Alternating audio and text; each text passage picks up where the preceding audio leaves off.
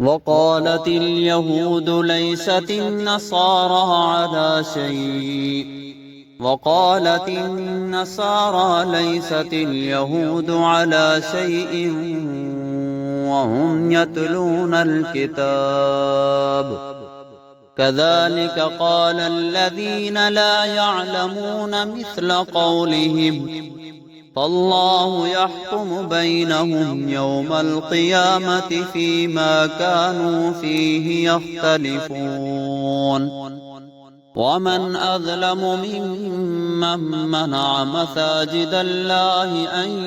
يذكر فيها اسمه وسعى في خرابها أولئك ما كان لهم أن يدخلوها إلا خائفين لهم في الدنيا خزي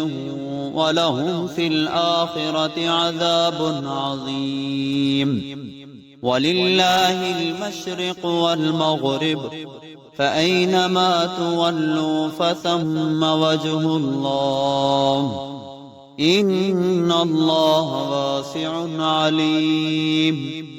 وقالوا اتخذ الله ولدا سبحانه بل له ما في السماوات والأرض كل له قانتون بديع السماوات والأرض وإذا قضى أمرا فإنما يقول له كن فيكون وقال الذين لا يعلمون لولا يكلمنا الله أو تأتينا آية كذلك قال الذين من قبلهم مثل قولهم تشابهت قلوبهم قد بينا الآيات لقوم يوقنون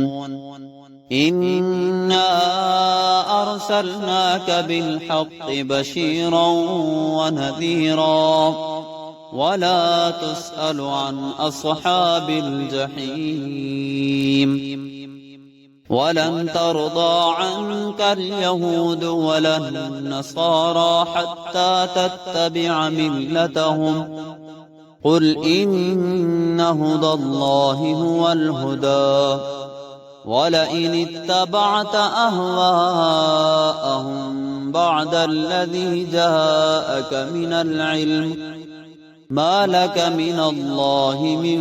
ولي ولا نصير الذين آتيناهم الكتاب يتلونه حق تلاوته أولئك يؤمنون به ومن يكفر به فأولئك هم الخاسرون